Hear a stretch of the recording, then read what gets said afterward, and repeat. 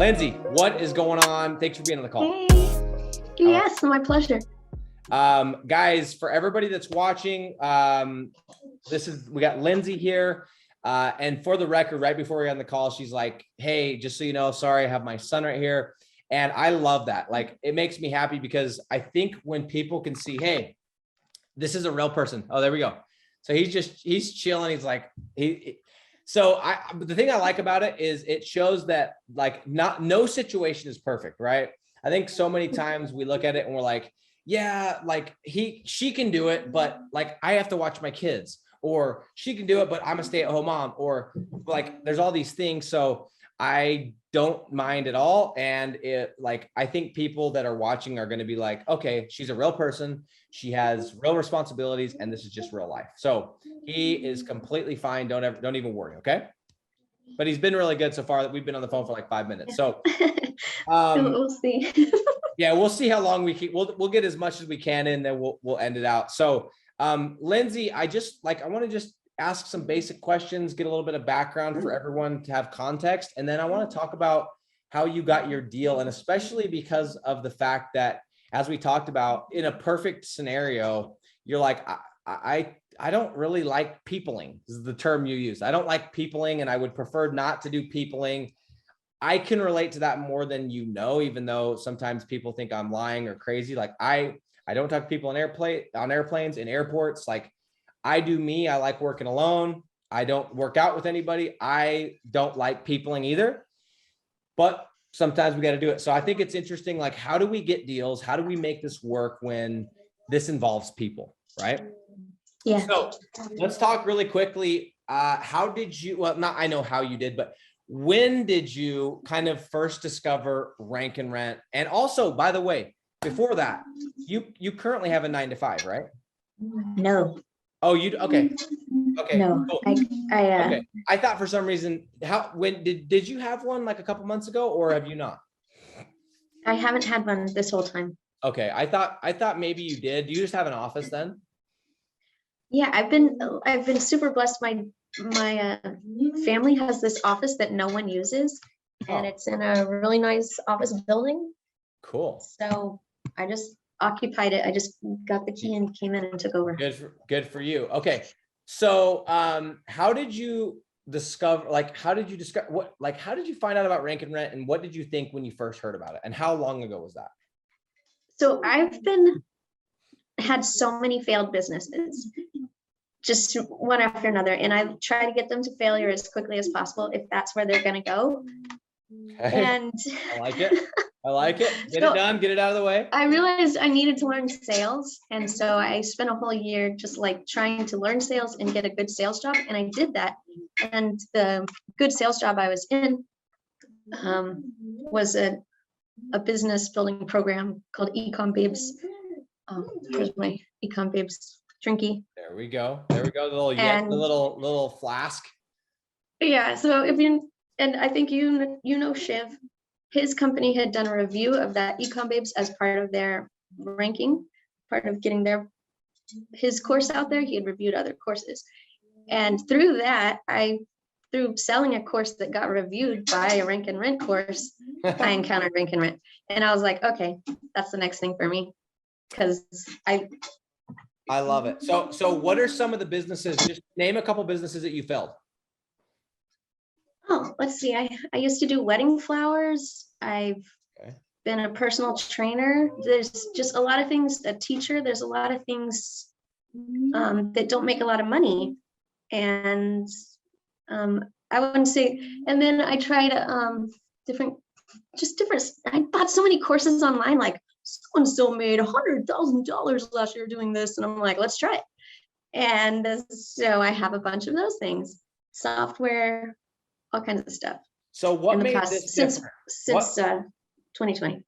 Okay. So what made this different? Like you have all these, and you're probably like most of us, you're jaded. You've bought programs, you've bought courses, you've failed them. You know, in fairness to those courses, if you give something enough attention, you'll probably find some success, but for whatever reason, it didn't happen. So like, were you super jaded coming into this, or were you like, okay, this sounds different? No, I from each one I learned, I was like, okay, this the max people are getting out of the people most committed, the people who are most talented, who have the most history in this, they're making 10K. That's not enough. I'm not that person. I'm not going to get that much. So this one's a no. Okay.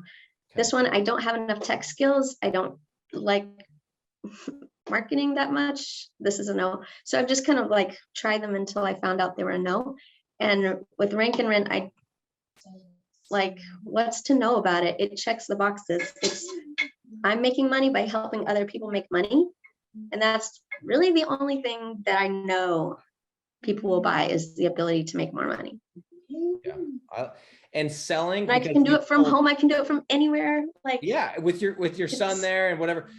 Like, I know, like you, I've sold a lot of different things. And so what I love about selling Rank and Rent is you literally are selling something that will not only pay for itself, but will make it's an investment, right? As long as it works and you actually deliver the leads, it is an investment.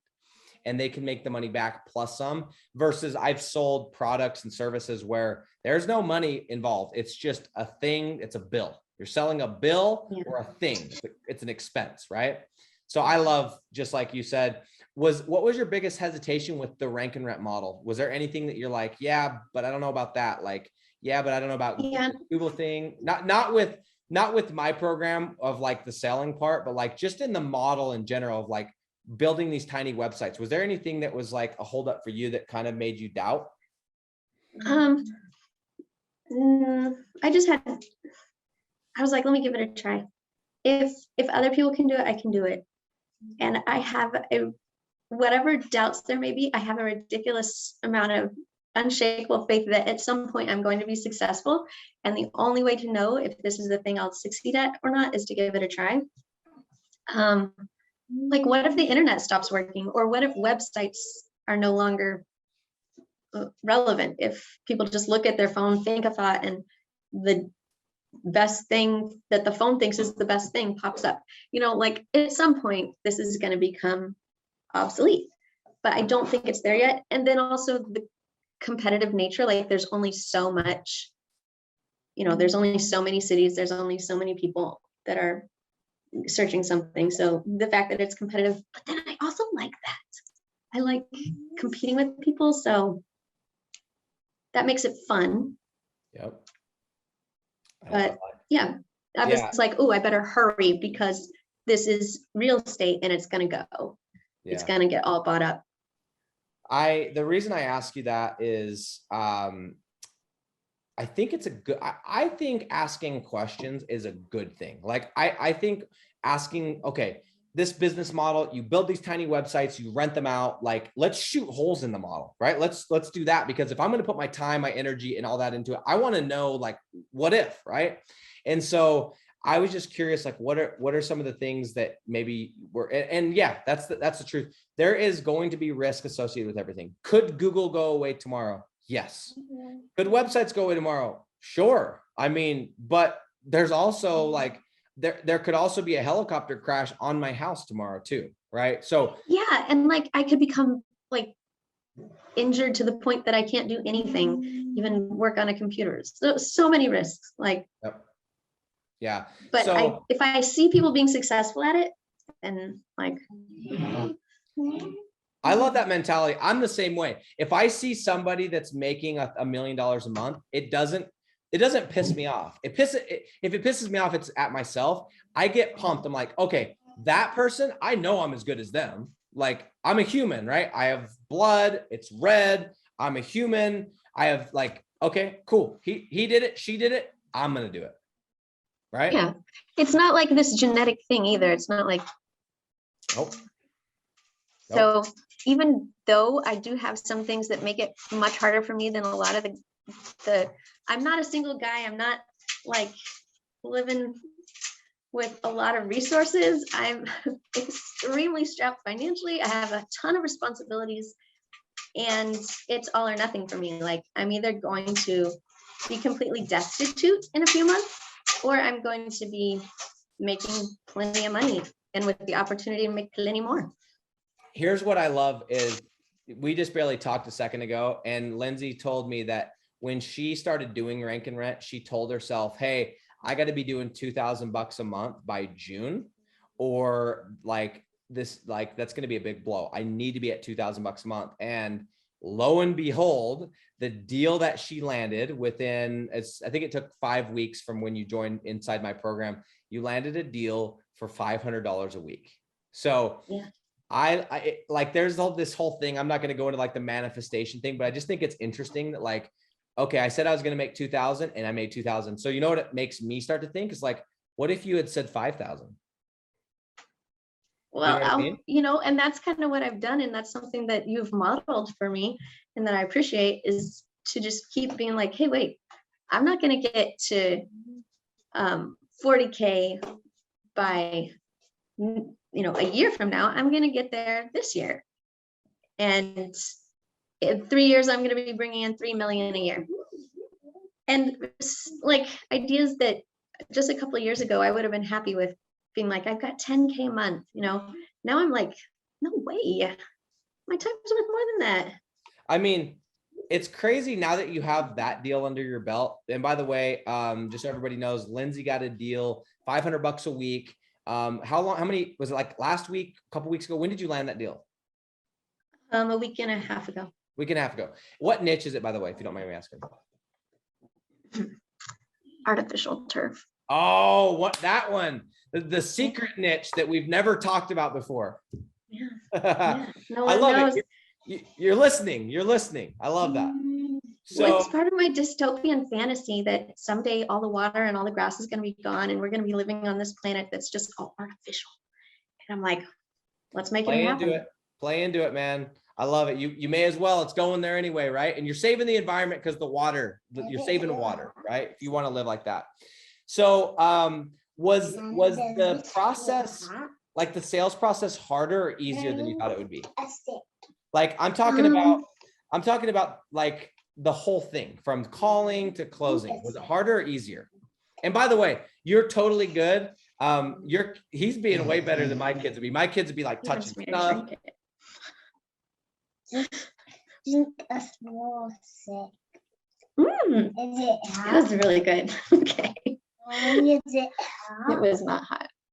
Yes, it was so much easier than I thought. In fact, if there was any hardship, it was all in here. And I realized that as I'm trying to sell more of them, I'm going to have to keep dealing with the hardship that's in here. The stuff that I sold before, I didn't believe in it. It wasn't a good value. It was a scam. And so with this, like, I can go into it with the confidence that I'm selling them something that I know they spent $20,000 on, and I'm asking $2,000. So, I truly believe that the right people are coming my way. Like, I'm not like a religious faith type person, but I know the right people are going to come. That's cool. And sure, there'll be some of the wrong people around, but they're just entertainment.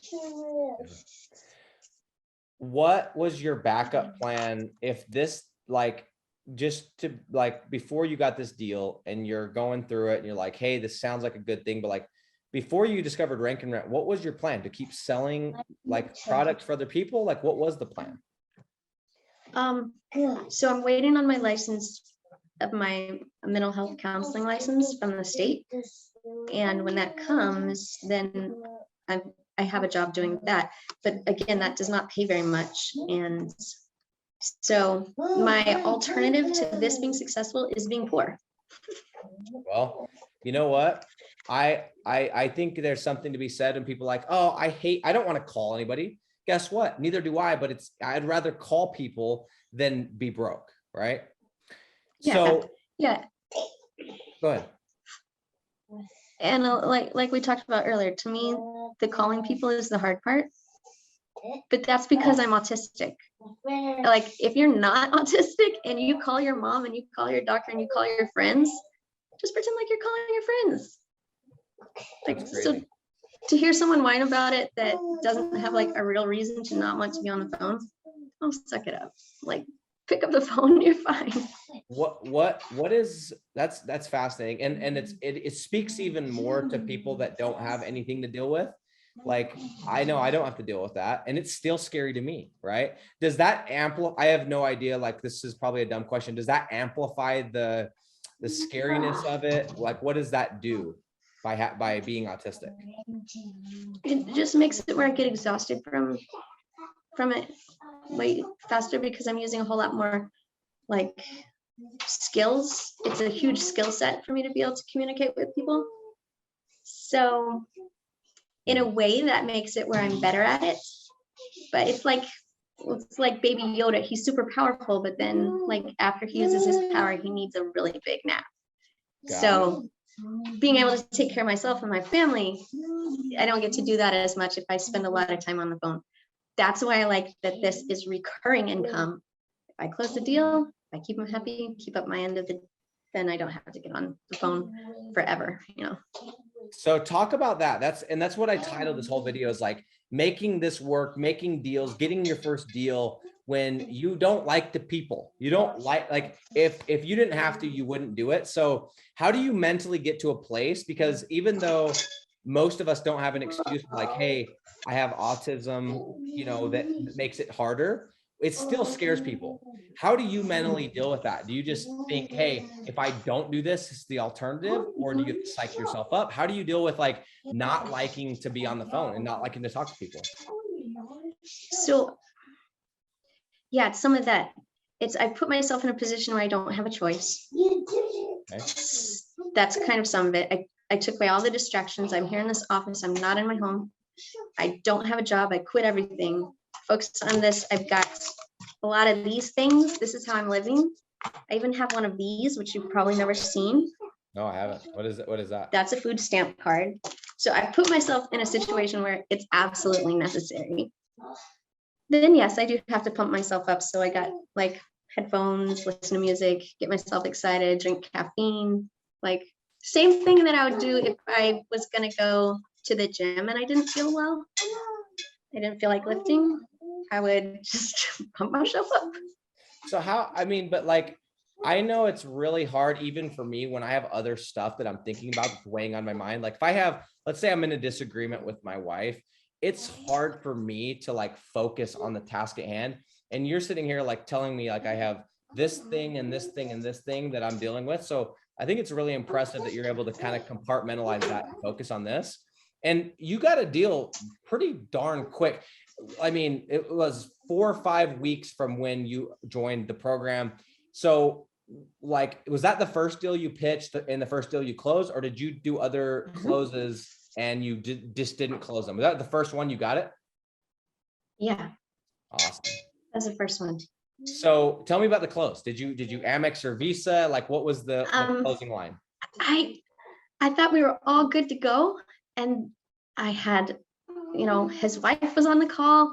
He said he's the decision maker. And then at the end, when I did say, okay, well, let's make it a deal. He was like, no. I gotta talk to my daddy. I'm just like, yeah, I gotta talk to my dad. I gotta talk to the rest of my company. Like, okay. Oh, wow. So how old is this I was guy? like, you know what? This is someone in his 30s. He's got a business, you know? I was like, okay, well, I'm going to go ahead and send you a contract and we're going to close it tomorrow. And let's do this, you know, talk to your dad, whatever. And then the next day when I said, we're going to get on a call at 10 o'clock, we're going to close the deal. So I gave him time to talk to his dad, but I went ahead and said, we're closing it. And then at 10 o'clock, he was like, no, the rest of my company, it doesn't agree that we should do this. And I was like, what are you doing? Going out of the landscaping industry in the next 3 months or something? Like, what's this about? So against probably your advice, I was like, hey, no, this is still a deal. Okay. Like we're still making a deal. Tell me what's wrong. And he was like, I don't do credit cards on file. And I had sent him stuff. And he was like, and I don't do a contract. And I was like, well, what do you do? How do you run your business? And he said, I pay cash for everything. And I was like, okay, I'll be back in town, because he happened to be in my same town. And you can pay me cash. Love it. So, and I insisted that it was a deal. And here's the one. And that's good. Sorry. Can you hear? Yeah. So here's the lesson I take from that is like, first of all, you didn't do everything correctly, but you still got the deal, right? That's fine. Yeah. I'd rather you get the deal. And sometimes you try your best to like follow the process, follow everything, and you don't do everything perfect. But you know what's cool about this is if you send the leads up front, that does most of the selling for you. And you just have to walk them through the process. The second thing is, you know, I make sure no matter what to get people on a credit card, but guess what? If it's a difference between getting a deal and not, then take the money. Now that said, I think probably his thing is he probably does do credit cards. I'm guessing the reason that he said that is because he doesn't want to have you have his credit card. I'm guessing once you gain his trust and once this goes on for a while, he will put a card on file. Nonetheless, I'm proud of you for just doing the deal, getting the thing, taking the cash and making it happen. So is it ideal? No, but guess what? It's a deal. It's freaking cash, right? So good on you for not being so in a box. I think sometimes we get in this box and we're not creative. We don't like, anyway, good on you. You got the deal. That's what's most important. Now going forward, I think the biggest thing is, you know, when he says, hey, I got to talk to daddy, it's like, hey, I told you that we don't like it, you know, there's some things you can do to not deal with that. It is bananas that he had to talk to daddy when he's 30, but shoot, I don't know. I don't know what kind of world we live in. I don't know. I signed up with you. Did I have to talk to anybody? No, I don't think you even I don't consulted talk your to dog. people. I don't think you even consulted your dog. No. Yeah. So I kind of was like, you know what?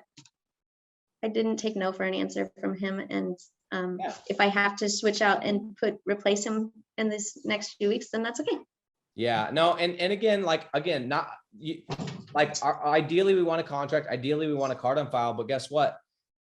I'll take the cash, especially in a situation where you're like, hey, I got to make this work. So good on you for just being, I think you're resilient, like literally just your hustle and the resilience is what got you that deal, because you probably missed a lot of the steps that probably could have made it smoother, but guess what? You're doing it. You're taking action and you're making money. And that's the lesson to be learned here is that, and especially when, in order to get deals, you have to do something you don't like doing. You have to do something that sucks your energy, which is talking to people on the phone, right? That is crazy. I think I remember when we talked, you told me about the autism thing, but I kind of forgot about it because you don't like come across like that.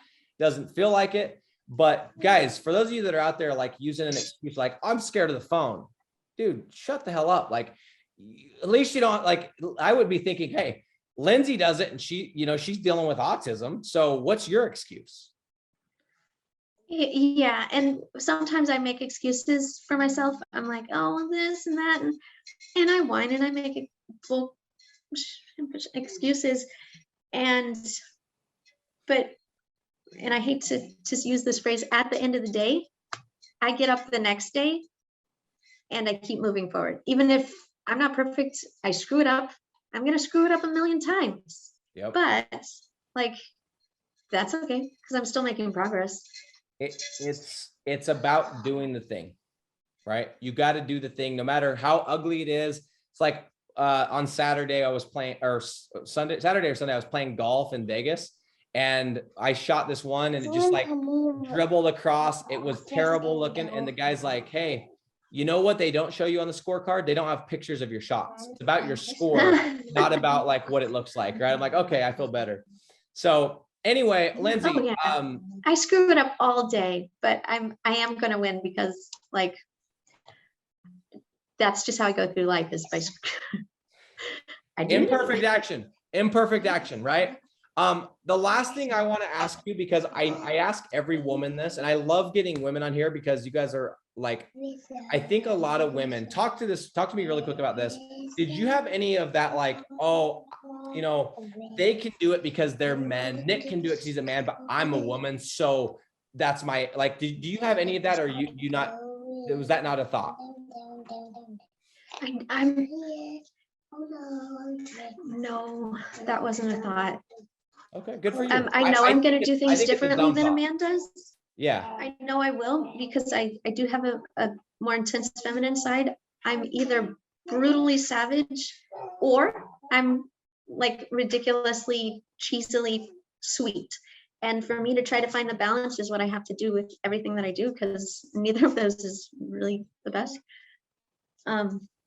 I do think that if there's a young man with no kids and no responsibilities and just working a 9 to 5, don't use your 9 to 5 as an excuse. Don't use your I don't like doing this, or I don't like doing that as an excuse. And like for us women, we can do, there's no reason to have that thought. By the way, the reason I asked that question, I think it's BS. I'm asking because It is. I think it's something people don't want to talk about, but I think it's something that goes through most women's head. And so I like to bring it up because most everyone I talk to, like, yeah, my but was, yeah, but they're not going to take me seriously because I'm a woman, or yeah, but it's like, no, actually it's the opposite. The fact that you're a woman, you have an advantage because it's different. You're coming at them at the pattern interrupt because they're not expecting you to call. Whereas they're expecting douchebag Nick to be calling. Right? Sorry, your son's. Yeah, right. and You're gonna have to go. I do sound like a kid on the phone. That is, I guess that is part of it, because I sound like a little kid. Like people will ask to talk to my parents. Good.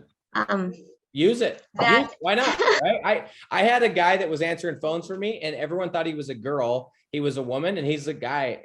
And I was like, cool. Let's use it, because everyone like, oh, this lady's so sweet. I'm like, oh, that's a 30-year-old man you're talking to, but we're gonna roll with it. You know, so yeah, and that's the trick, is take whatever you think is going to be your weakness, and whether it's through making accommodations or by just changing your mindset, you flip it. I love it. It's so true. It's so true. All right, so Lindsey, you are awesome. Thank you for being on. You got your kid. You like anyone that's watching. It's like you got every excuse in the book that you could use. You know, and I love that you got in there. It's like, this is real life, right? This is how you have to make it work. So thank you for taking the time to be on. And I do want to know what your goal is for by the end of 2022. What's your revenue goal? Oh, I hadn't planned it out that far. What's your next step revenue? What's the number that you got to get to like take a breath? I would like to be at 10K by the end of the summer. Okay. That's what I want to hear. What's the end of the summer? Like, are we talking September? No, I think by the end of July would be nice. Okay. But you know, I give myself kind of a flexible summer. It could be once kids, it could be the end of July, or when kids go back to school, or it could be when the autumn equinox or whatever comes. So I'm kind of being flexible with that one, but 10K by the end of July would be awesome. I'm going to message you after this, and we're going to set a hard date, because I'm going to make you set a hard date, and we're going to stick to that. Okay. Deal? Okay. You're like, oh, just more pressure I need, right? Just what I need. But Nick, here's the best thing. Working with people who work with you, like working with the type of person who works with you.